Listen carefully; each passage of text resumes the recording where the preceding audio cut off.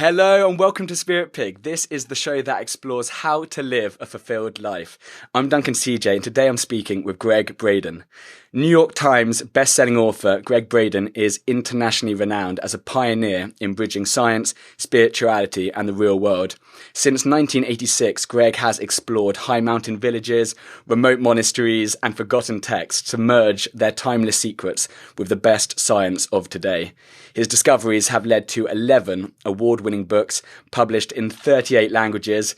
Gregg has received numerous honours for his work, including a 2015 nomination for the prestigious Templeton Award.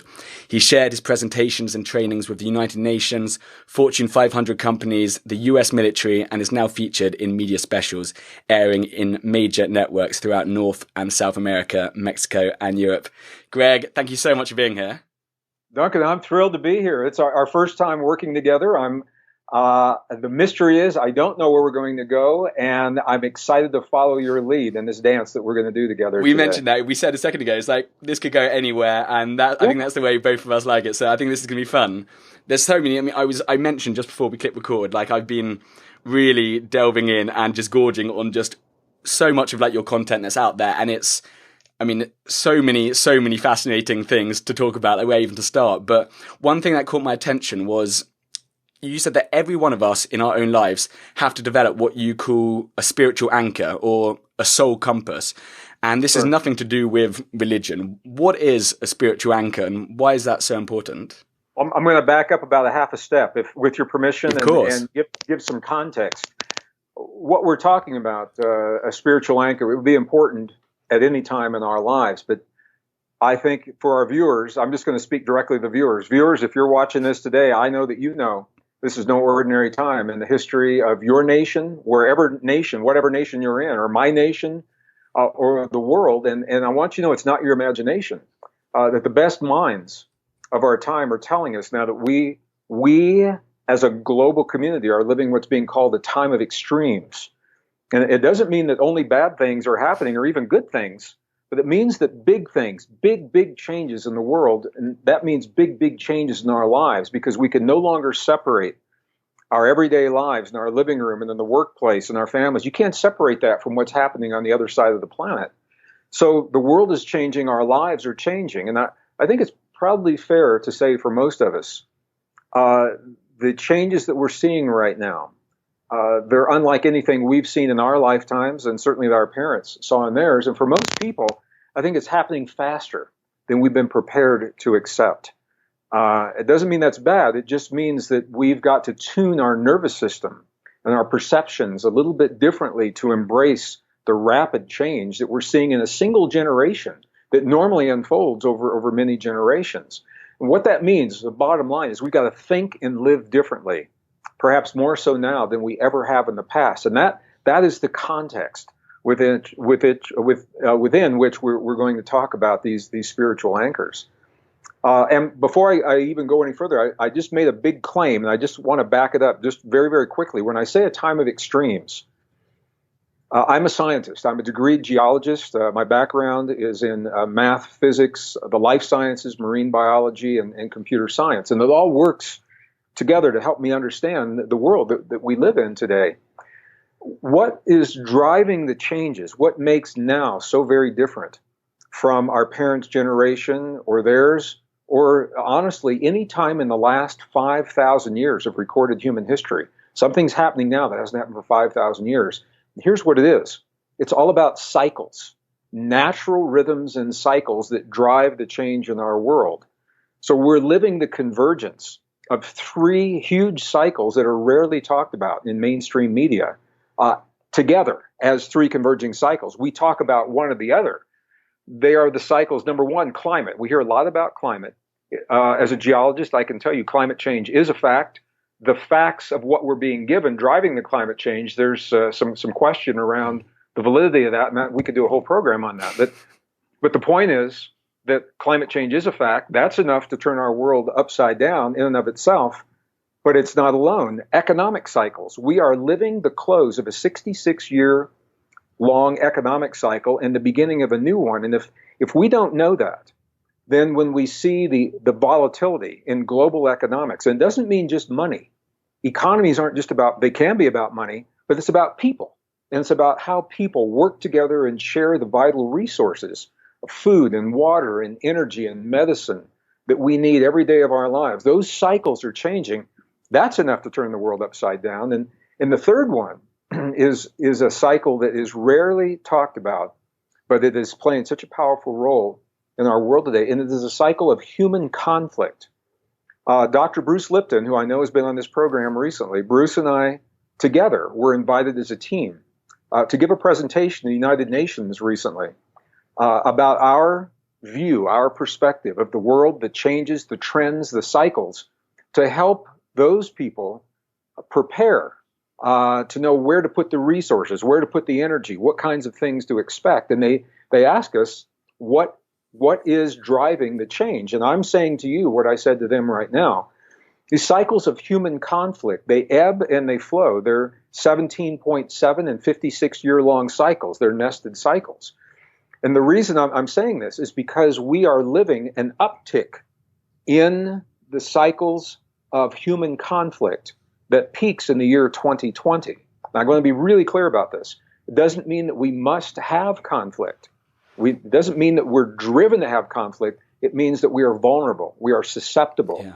And it also means that we have the greatest opportunity for peace and cooperation, because if we know where we are in the cycles, we can take the extra care to communicate clearly, whether it's with our spouse or our partner, our loved ones or our friends and our jobs, or at the United Nations, but between nations. It's happening on all levels of community. So it's happening in your personal relationships, in your personal lives. If we can take the time to communicate clearly, to go the extra step, to listen carefully to what other people are saying, to assure that we are being heard clearly, and to extend that olive branch, in the spirit of willingness to cooperate. That is the key to what this cycle of conflict is all about. If people are wondering what's driving it, it's all about our relationship to the sun. Solar cycles, magnetic fields in the sun affect magnetic fields of the earth and the human heart. And the bottom line is that the science tells us it influences in a very precise way when we are willing to cooperate and when we are more aggressive. Mm. So cycles of social change and human conflict are now being directly linked to these global cycles. So now I'm saying this, we're living this convergence of these cycles, this time of extremes. It's only a problem, Duncan, if we don't know what's happening. If you don't know what's happening, it looks like the world's just going to hell. You feel helpless, don't you? Yeah, it does. My mom has a saying. She used to say that the world is going to hell in a handbasket. I don't even really know exactly what that means, but I know it means it looks like things are falling apart at the seams for no apparent reason. But there is a reason. We are living a new normal. The volatile world that we see now is the normal for now, for this brief period of time. And if we can embrace that, and my question, how can we be resilient to a changing world if we are not honest with ourselves about the changing world? Yeah. So I think the first step is to acknowledge that this is different. And we don't have a good guidebook. We're in a little bit of uncharted territory. So this is where personal knowledge comes in. The better we know ourselves, the better equipped we are to deal with the change. So I was going to say one thing. I watched your episode that you did on Gaia TV, and you were speaking about some of these themes. And what was really interesting, if you're hearing that for the first time and you're hearing, okay, cycles and this sun and this, I mean, I guess on the one hand you could think, well, that sounds, what's that all about? But what was fascinating is, which you explained really well, is that you almost took a macro view on terms of thousands and thousands of years of human history, and actually looking at these graphs. And It was crazy. It was like you were showing graphs for different things, but they almost perfectly matched. And on the peaks and the troughs was when there was times of great peace, and there was times of great violence. And you could almost plot things like, the Iraqi-Kuwait war, 9/11, stuff in Syria. And it was literally on the peak of all these cycles, And so I'm quite new to this, I'm going to be honest. It's amazing to see this. I mean, the Arab Spring happened precisely on the peak of one of these cycles. 9/11 happened on the peak of one of these cycles. The beginning of World War I and World War II and the end, when they signed the peace treaties, happened exactly on these cycles. So, and again, I want to be really clear. It's not that we are slaves to the cycles. We're not. Yeah. We always have free will. We always have choice.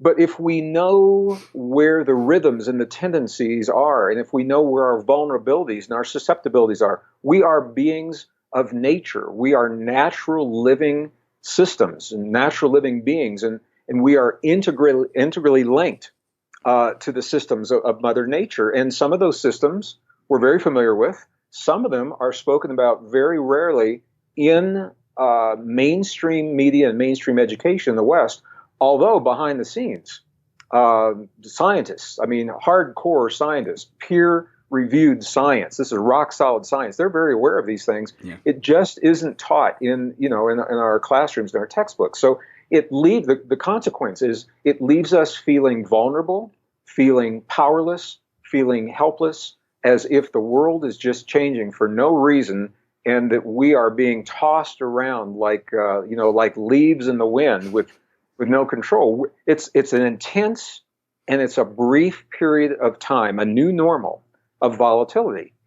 Once we understand who we are, then that volatility doesn't feel so threatening to us. It's only when we're immersed in change and we feel like everything is completely out of control. We become accustomed to living in a world and doing things a certain way. And we say, okay, this is the way it is, and I've mastered my world.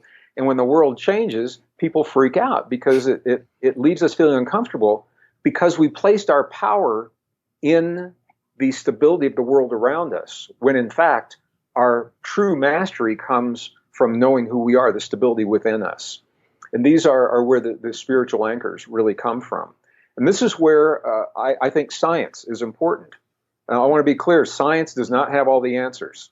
Science is only 300 years old. It's a relatively young way of thinking of the world and thinking of our lives. And science can tell us about relationships, our relationships to our own body and to the earth and to the past and to the future and one another.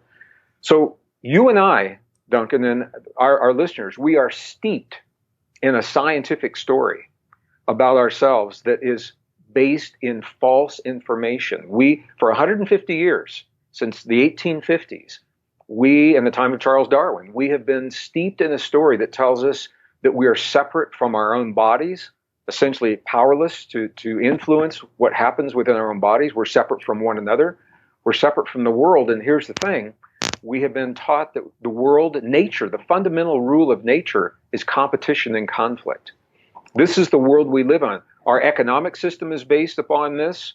Our corporate systems are based upon this. Our medical model is based upon this. The way we share food and medicine and water and vital resources, it's all based upon this conscious and now subconscious thinking. So in the world that's changing, that thinking is no longer working. That's why the solutions of the past are failing us now. And the good news is we know what the new discoveries are telling us. The new discoveries, peer-reviewed science. And I know Bruce talks about this. So my dear spiritual brother, friend, and colleague, Bruce and I we've known each other over 20, almost 25 years. We've toured the world together. We are actually touring a lot of the world this year. We'll be in Italy in 2017. We will be we'll be in some places in the States. I don't even know where we're going to be, but this is why we work together, because he is a life scientist. I'm an earth scientist, and we both have arrived at the same conclusions based on peer-reviewed science that tells us that we are connected, not separate.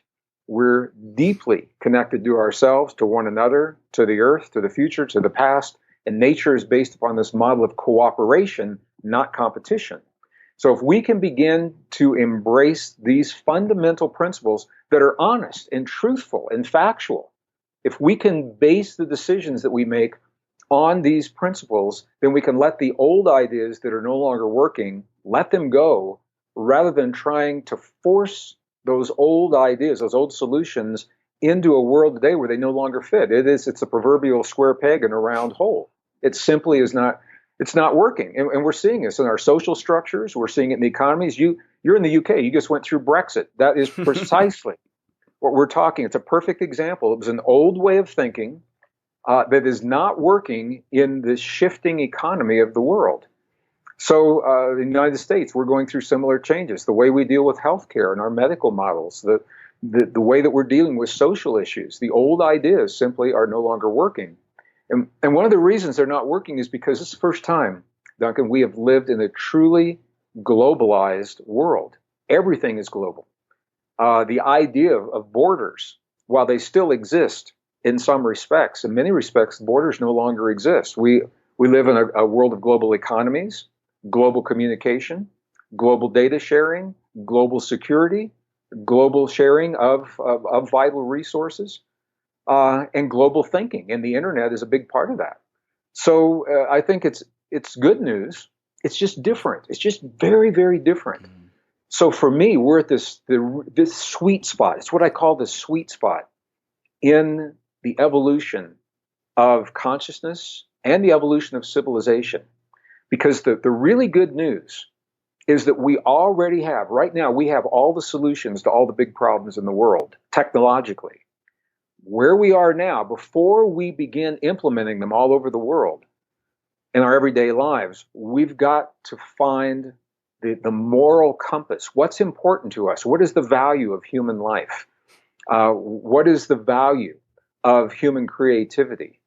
And do we put those things at risk in exchange for a safe and a vital world? These are the kinds of decisions that we're making now. If you ever read the book 1984, George Orwell, and there was a couple of other books that came out right around the same time. It was interesting because they all talked about a future where everything was perfect, but they went about getting to that perfection in different ways.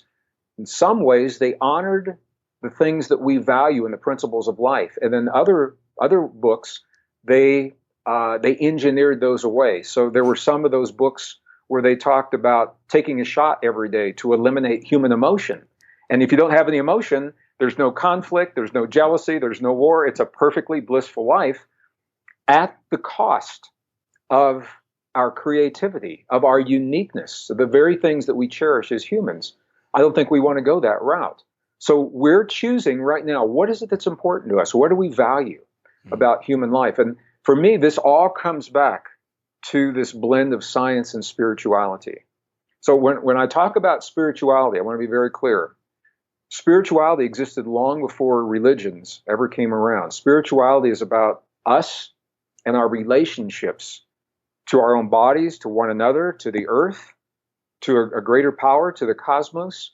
And religions came along later, and they wrapped rules and dogma around those fundamental spiritual principles. And the religions help people to feel separate from themselves, separate from one another and God, and they asked us to judge. Many of the religions asked us to view the world through the lens of judgment and better than and greater than. Yeah, us and them. So that's why my work in the introduction, you mentioned since 1986. What you didn't mention is that I come from a corporate environment. As a degree geologist, I worked in the 1970s. I worked in the first energy crisis that we had in our country. 1980s, I worked in the defense industry in the Cold War. 1991, I was the first technical operations manager for Cisco Systems, developing the network that we're using right now. So I learned a lot from those corporations. And part of what I learned is that we are at this place, this very delicate place in this generation where we have the abilities at our fingertips to pretty much do and engineer whatever we want. And the question is, because we can, does that mean that we should? Because we can tweak the DNA of a living being in the womb of his or her mother before they're born, does that mean that we should, to optimize the way they come out? We can. Should we do it? Because we can spy on every iota of conversation between every device anywhere on the face of the earth. We can. Does it mean we should? These are the big questions that are up for us right now. So to answer those, it all comes back to the fundamental question, who am I? And who are we? And once we answer those questions clearly, then I think the answer to these big questions become very obvious. Once the facts are clear, I think our choices become obvious. And this is where the spiritual anchors come in. So it's a long answer and a context to get to where we're going right now. You mentioned about having sort of the solutions out there already, and like we are bombarded with so much information. We can find countless resources to either probably prove or disprove pretty much anything out there. And you've been in the trenches, like you said, from 1986, and so I'm sure you've got a pretty good bullshit detector. Like, what are a few ideas or principles that are just sort of timeless in your opinion? When I say we already have the solutions, for example, when Bruce Lipton and I were at the United Nations, we had this conversation. And let me just give you some examples. We already have all the food we need on this planet to feed every mouth of every child, every man, every woman on the face of the earth. There is no shortage of food. And the United Nations tells us that we have food security for at least another half a century, barring an unforeseen event like an asteroid hitting the earth, or a nuclear holocaust. We have the food. It's not the lack of food. It's the lack of the leadership that makes it a priority for that food to get to the people that need it. And I'm not saying it has to be American leadership or leadership from any nation. It's a way of thinking. It has yet to become a priority for us to say it is a priority to get food to these people. That's one example. We have the technology, for example, to bring electricity into every home of every family on the face of the earth that wants it, with zero greenhouse gases in a way that's sustainable, that is abundant, forms of, and we've had this for over 60 years without burning anything, without burning any fossil fuels. We've had that. We have economies. We already know how to build fair, sustainable, and equitable economies based on sharing and cooperation rather than scarcity and competition. And think about that. Our economic models, our corporate models are based on, we've got something that you need, so we're going to charge you, a price to. We're going to play hostage to the stuff. Essentially. So, and I'm not saying that people don't make money. There is a way, and we have new economy. Uber and Lyft are perfect examples of a new economy that is based on cooperation and sharing, where the same people that are offering the services are also using the services. It's a very, very different way of thinking. We now have the science that tells us every organ in the human body has the ability to heal itself and repair itself, even the organs we were told could not. Brain tissue, spinal cord tissue, heart tissue, pancreatic tissue. We already have this. So these are just some of the examples, because I wanted to share some examples. So when we hear that, the question is, if we've got this, where is it? Why are we seeing it today? Yeah, and it brings us back to this fundamental question. The crisis, it's a crisis in thinking. How can we embrace new technology, new ideas in the beautiful new world that's already here? How can we embrace that if we are clinging to an idea of the normal that we knew 5 or 10 years ago? That normal is gone. It no longer exists. So this is a fundamental shift in thinking. There's so many people that they're seeing the world changing, and they're saying, if we can just hold on until things get back to normal. If we change a few light bulbs and drive smaller cars, the climate's going to go back to normal where it was 10 years ago. Or if we pay down the global debt for Europe and the Eurozone and the States and Australia, then we're going to go back to the economy, the safe economy 15 years ago. We cannot go back to something that no longer exists. That world is gone, but it hasn't been acknowledged in mainstream. So we've never been given the opportunity to mourn the passing of the world that we knew in the past, so we can let it go and make room for the beautiful new world that is already at our doorstep. And when I say mourn, it doesn't have to be a big outward, expression. It's simply the acknowledging that the world changed and we miss some of the things in the old world. It's okay. But it's in the acknowledgement that we begin the process where we make room for the new ideas. Because if we're clinging those old ideas emotionally and psychically, there's no room for those new ways of thinking to come into play. So this is a this is happening already. This is happening. This isn't in the future. This is happening right now, right here. So do you think this is within what, a couple of generations? This is going to be the new norm, or how far through do you think we are? I think it is this generation. This is the key. Duncan, generally a big change happens. One generation is faced with a crisis and they start to make some adjustments, and the next generation embraces a new way of living. We are doing something that's very rare, and it takes a very, very powerful being to do what we're doing right now. And that is, we have all embraced a world that we came to know.